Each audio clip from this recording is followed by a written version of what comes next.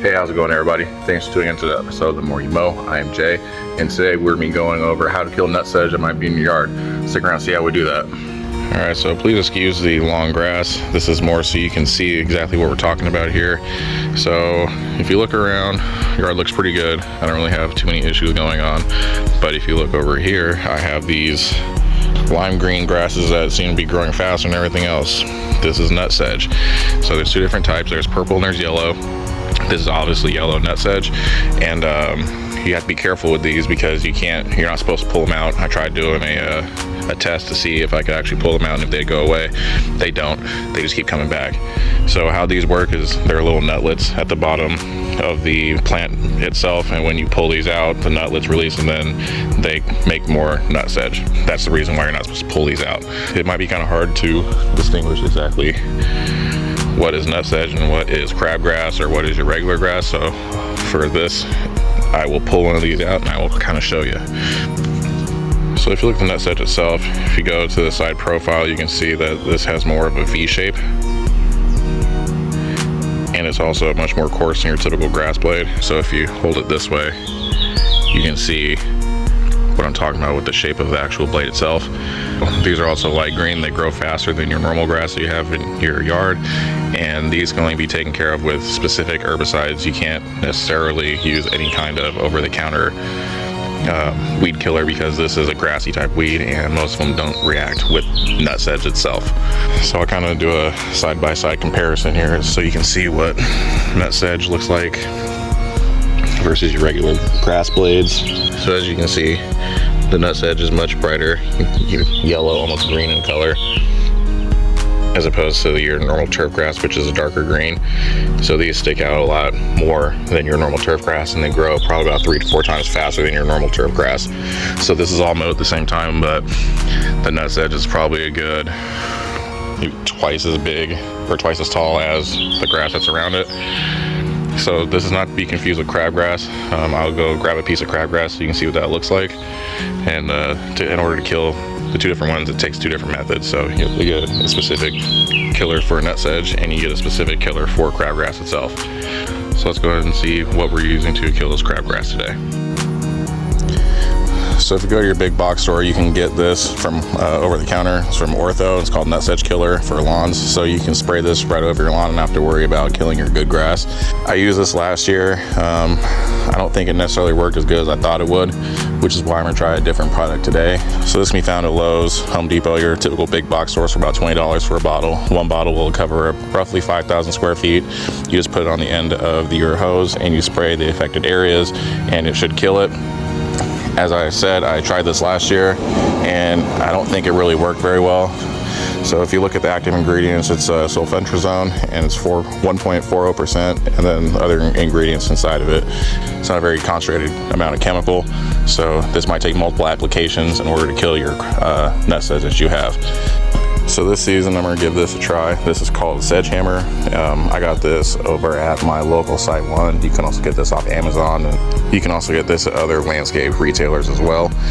This cost me about, I'd say, $10 for this packet, which you basically mix in 1 gallon of water in a pump sprayer, and then you spray the affected areas. So you don't necessarily have to carpet spray or blanket spray the whole area.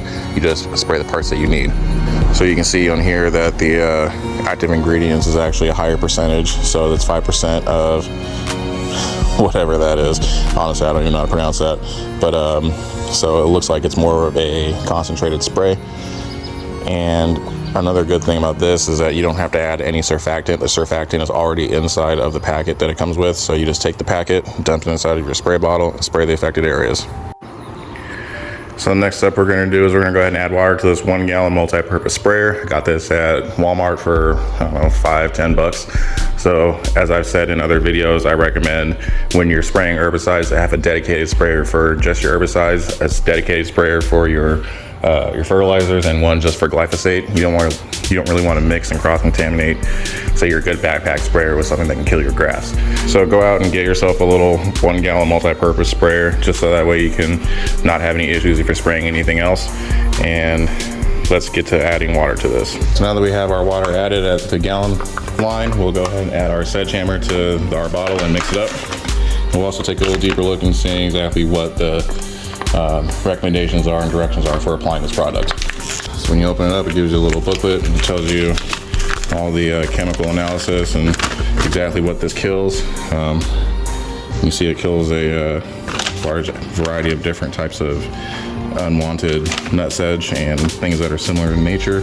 So the reason why I let my grass grow is basically to apply this. So the package says that you should wait 2 days before and 2 days after to mow when you apply this product, so that way you can make sure that the product gets to where it needs to be. So that's why the grass is looking a little bit long. So typically this works after 1 treatment, but sometimes if it's not working, you might have to wait 6 to 10 weeks after the initial treatment to see some results. So at that point is when you can apply more. Like it says, typically it'll take care of it in the first application, so you shouldn't really have to worry about that. Also, this product, you should avoid watering within 4 hours of applying. So if you know rain's coming, maybe hold off for a little while. You got a 4-hour window, so be careful if you're gonna be watering your grass or if rain's gonna be coming. Now on the instructions and directions, I don't see anywhere where it says you have to be careful of a certain temperature.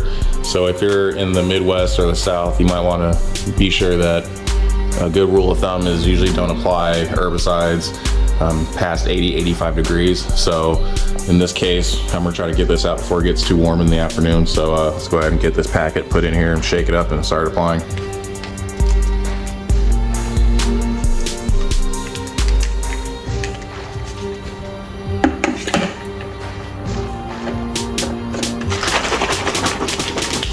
Now that we have our product mixed up, we're gonna go ahead and give a light coating on this existing nutsedge that's here. All right, so we just did our application of the herbicide to this area. This is pretty much really the only area that I have that has nutsedge, but it's always good practice to walk around and see what you got. I mean, you got a gallon of it, so if you need to use it, might as well. Now, if you see my neighbors over there, that green patch right there in the middle, that lime green, that's all nutsedge. I'm not gonna go take care of their yard because that's their business, but I don't want that in my yard, so I'm gonna take care of it. So in case anyone's wondering what the difference is between crabgrass and nutsedge is, here's some crabgrass I have in my garden. So crabgrass, as you can see, is a broadleaf. It grows really flat to the ground and it spreads out almost like a crab. So this is not the same thing as nutsedge. It's a different type of weed altogether, and it takes a different type of herbicide to kill it. A nutsedge typically grows wherever you have excessive amounts of moisture or where there's not very good drainage. So over here where my property line is kind of a low spot, so I'll get some nutsedge that grows over in this area. So let's go ahead and take care of this. Some right here. So on a different note, some of you might look at this and think that looks pretty good, but what you can't see is all the Bermuda that's grown in over here. So when I first moved into this house, there was a patch of Bermuda right here in this corner. Didn't really think much of it, didn't think it was gonna do too much, didn't really care. It's kind of new to me. I'm from the north, so we didn't really have Bermuda grass. Well, now I know better because I should have killed that when it was there, because now it has taken over pretty much my whole yard all the way up to about this tree line. So instead of trying to keep it at bay, I think what I'm gonna do this fall is I'm gonna go ahead and glyphosate this whole yard and start over again. It's just an easier way to control this. Now I know that glyphosate is not the end all be all when it comes to Bermuda. It really just takes care of the problem for a short time, because Bermuda grows with stolons and rhizomes, which means that while it grows on the surface, it also sends roots over that also will produce more grass. So it's very hard to kill. It comes back, it grows through pretty much anything. It's pretty much like bamboo if you think about it. It's really hard to kill and it's persistent. So that's my only option, because now that's my main option now, because now it's starting to spread over into the front and I can't have that. So I'm not gonna put too much effort in making sure that the backyard is weed free and that it looks great, because probably in the next couple of weeks here I will be glyphosating the whole thing, which means I will be putting down a non-selective herbicide which will kill everything, and I'm going to start over from scratch. We'll check back in a couple days, see how this nutsedge is looking. Hopefully this takes care of the problem. I have quite a bit left, so if I need to do multiple applications I can, and we'll check back in.